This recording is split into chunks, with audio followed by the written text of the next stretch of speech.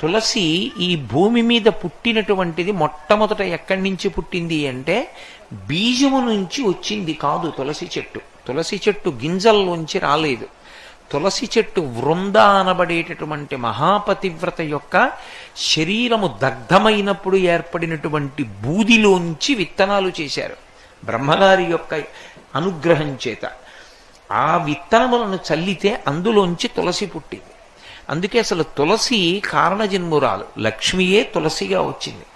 తులసికి ఒక్కదానికే ఒక లక్షణం ఉంది లోకంలో. తులసి సమస్త పాపములను హరిస్తుంది. ఎందుచేత హరిస్తుంది అంటే దాని గురించి పురాణంలో ఒక మాట ఉంది. యన్మూలే సర్వతీర్థాని యన్మధ్యే సర్వదేవతై యదశ్రీ సర్వవేదేషు తులసీత్వం నమామ్యహం అని. అది తులసి యొక్క గొప్పతనం. యన్మూలే సర్వతీర్థేషు, తీర్థములు అని ఉంటాయి లోకంలో. అసలు తీర్థయాత్రకి వెళ్ళామండి అంటారు. తీర్థయాత్ర అన్న మాటకు అర్థం ఏంటంటే మీరు దేవాలయానికి వెళ్ళి ఒక దేవాలయంలో ఉండేటటువంటి మూర్తిని మీరు దర్శనం చేసి వచ్చారనుకోండి, మీకు ఎంత పుణ్యం పడింది అని అడిగితే చెప్పడం చాలా కష్టం. చాలా తక్కువ పుణ్యమే పడుతుంది, నన్ను నమ్మండి, యథార్థం చెప్తున్నా. అదేం పెద్ద పుణ్యమేం పడిపోదు.